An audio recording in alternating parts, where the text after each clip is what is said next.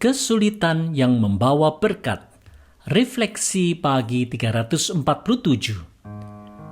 Penghukuman Allah melalui bangsa Babel telah menyebabkan kesengsaraan bagi bangsa Yehuda dalam memenuhi kebutuhan makan sehari-hari. Ratapan 1 ayat 11 menggambarkannya.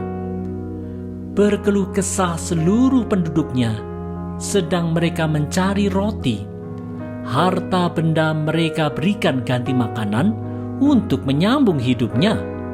Lihatlah ya Tuhan, pandanglah betapa hina aku ini.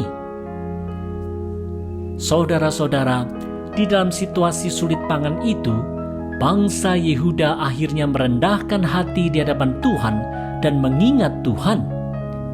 Kesulitan dan persoalan memang sering membawa orang untuk mencari Tuhan dan kembali kepada Tuhan. Saudara-saudara, kesulitan dan penderitaan bisa saja dipakai Tuhan untuk membawa umatnya untuk bertobat dan kembali mempunyai hubungan yang baik dengan Tuhan. Karena tidak ada sesuatu pun yang bisa terjadi pada kita, keluarga kita, atau bangsa kita Indonesia yang di luar izin Tuhan, maka kita sebagai orang Kristen Indonesia haruslah belajar peka akan maksud Tuhan dalam segala peristiwa. Persoalan dalam kehidupan sangatlah bervariasi. Di dalam segala kesulitan itu, apakah kita bisa melihat tangan Tuhan yang memberi pertolongan? Apakah dalam kesulitan itu kita datang untuk merendahkan diri kepada Tuhan? Marilah kita belajar peka akan kehendak Tuhan.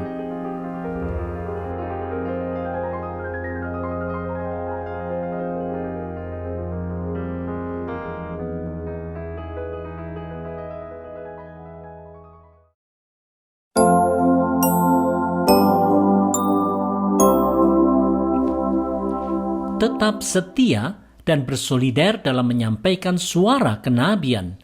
Refleksi pagi 348. Nabi Yeremia bernubuat terhadap bangsa Yehuda yang telah banyak melakukan pelanggaran hukum Tuhan. Meskipun demikian, setelah Yerusalem dihancurkan, Nabi Yeremia bisa meratap bersama bangsanya. Solidaritasnya ditunjukkan melalui 3 stansa puisinya di ratapan 1 ayat 14. Segala pelanggaranku adalah kuk yang berat, suatu jalinan yang dibuat tangan Tuhan, yang ditaruh di atas tengkukku sehingga melumpuhkan kekuatanku. Tuhan telah menyerahkan aku ke tangan orang-orang yang tidak dapat kutentangi.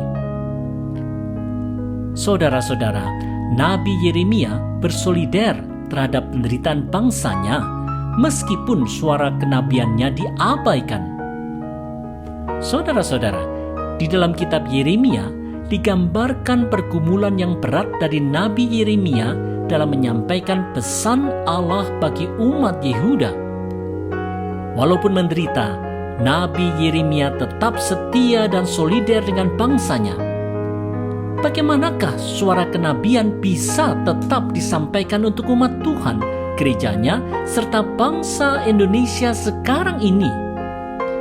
Atau, apakah kita sebagai orang Kristen Indonesia larut dalam friksi internal serta kepentingan sendiri sehingga melupakan suara kenabian kita? Marilah kita tetap setia menyuarakan suara kenabian dalam kebenaran dan keadilan, dengan tetap bersolider pada segala permasalahan umat percaya serta bangsa Indonesia. Ayo,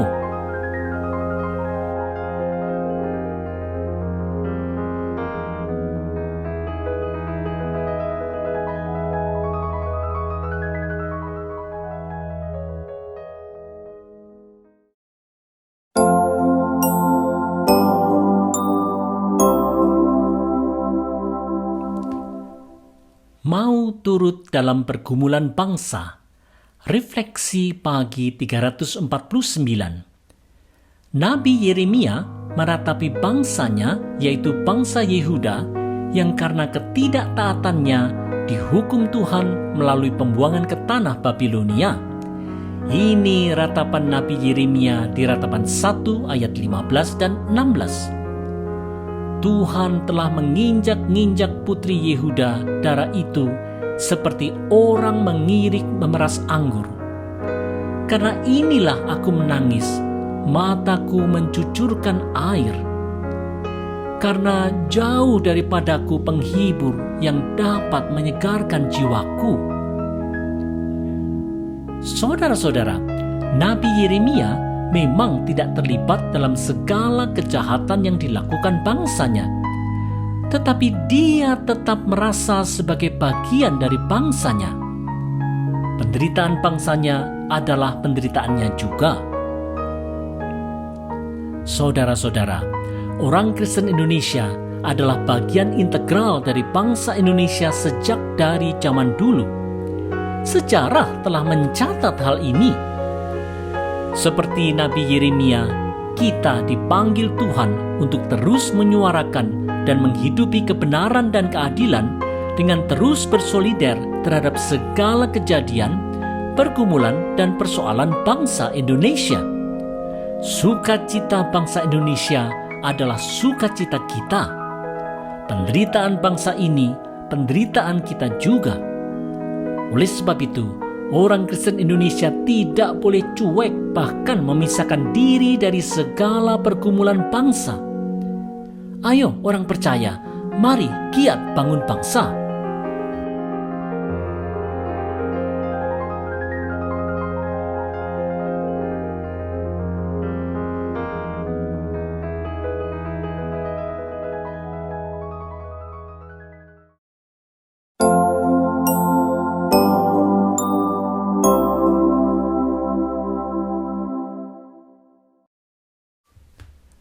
Tuhanlah yang benar. Refleksi pagi 350. Melihat kesulitan dan penderitaan yang besar karena pembuangan di Babilonia, Nabi Yeremia meratapi bangsa Yehuda. Ini ungkapan pengakuan iman serta ratapan Nabi Yeremia seperti yang terungkap di ratapan 1 ayat 18. Tuhanlah yang benar, karena aku telah memberontak terhadap firman-Nya. Dengarlah hai segala bangsa, dan lihatlah kesedihanku. Darah-darahku dan teruna-terunaku pergi sebagai tawanan. Saudara-saudara, pernyataan Tuhanlah yang benar adalah suatu pernyataan iman yang harus dipegang oleh umat Tuhan, karena keputusan Tuhan tidak pernah salah. Kalau bangsa Yehuda berdosa, maka pastilah dia dihukum Tuhan. Wajar bukan? Saudara-saudara, pernyataan bahwa Tuhanlah yang benar adalah pernyataan yang harus dipegang oleh setiap orang percaya di Indonesia.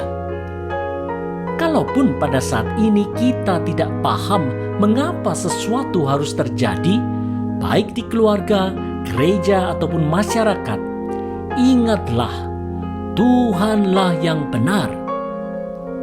Yang penting bagi umat Tuhan adalah kita semua harus belajar untuk bertindak benar dan bukannya malah menjalani kehidupan yang penuh korupsi, tipu, omong kosong, hoaks, dan kejahatan lainnya.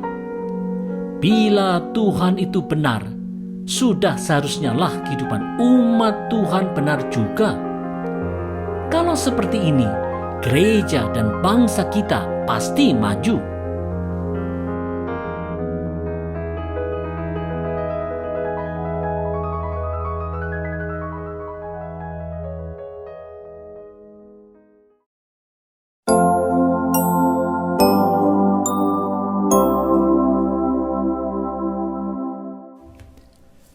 Menjadi pemimpin yang berempati.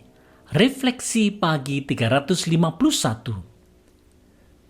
Nabi Yeremia mengungkapkan ketakutan, kegelisahan, dan keluh kesahnya di hadapan Tuhan karena dosa-dosa bangsa Yehuda yang sangat besar. Dengarlah ratapan Nabi Yeremia di ratapan 1 ayat 20 dan 21. Ya Tuhan, lihatlah betapa besar ketakutanku, betapa gelisah jiwaku. Hatiku terbolak-balik di dalam dadaku, karena sudah melampaui batas aku memberontak. Dengarlah bagaimana keluh kesahku, sedang tiada penghibur bagiku. Saudara-saudara, Nabi Yeremia adalah contoh pemimpin publik yang tidak cuma memperhatikan kepentingan diri sendiri saja, tetapi dia mau turut berempati terhadap dosa-dosa bangsanya dan berdoa bagi bangsanya. Saudara-saudara, seorang pemimpin publik yang benar di Indonesia seharusnya mau ikut berempati terhadap apa yang dialami oleh orang banyak dan kemudian mencoba untuk ikut mengarahkannya ke arah yang benar. Seorang pemimpin yang tidak mampu berempati terhadap pergumulan rakyatnya bukanlah pemimpin yang baik. Orang percaya di Indonesia yang terpanggil dan dipercaya untuk jabatan publik harus belajar untuk berempati terhadap rakyatnya. Segala keputusan dan kebijakannya pasti memperhatikan kepentingan orang banyak dan dilakukan dengan cara-cara yang benar. Inilah pemimpin publik yang membawa suara kenabian bagi bangsa.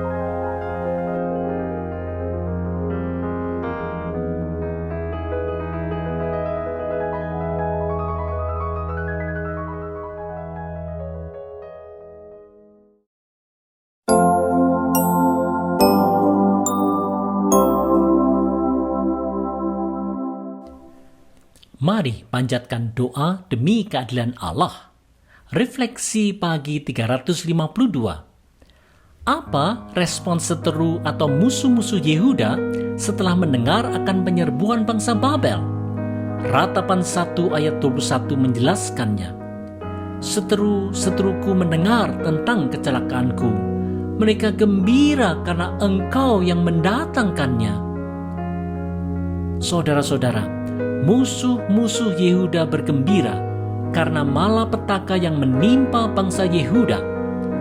Di dalam kelemahan, Yeremia meminta keadilan Tuhan supaya musuh-musuh Yehuda dihukum juga, seperti yang terungkap di Ratapan 1 ayat 22. Biarlah segala kejahatan mereka datang ke hadapanmu, dan perbuatlah kepada mereka seperti Engkau telah perbuat kepadaku oleh karena segala pelanggaranku. Saudara-saudara, doa Nabi Yeremia adalah doa untuk meminta ditegakkannya keadilan Allah tanpa pandang bulu. Oleh karena pembalasan adalah hak Allah, maka orang percaya juga diajak untuk membawa segala kegelisahan dan kejengkelan hati kepada Tuhan. Di Indonesia, kontestasi politik sering bisa menyebabkan orang saling bermusuhan. Dalam suasana seperti ini, orang biasanya bergembira kalau saingannya dapat dijatuhkan dengan segala cara, termasuk cara-cara jahat. Mari kita ingat bahwa dalam keadilan Tuhan, orang Kristen boleh berdoa meminta keadilan supaya ditegakkan di Indonesia, tetapi doa itu tidak boleh didasarkan atas nafsu balas dendam, apalagi diikuti tindakan kekerasan.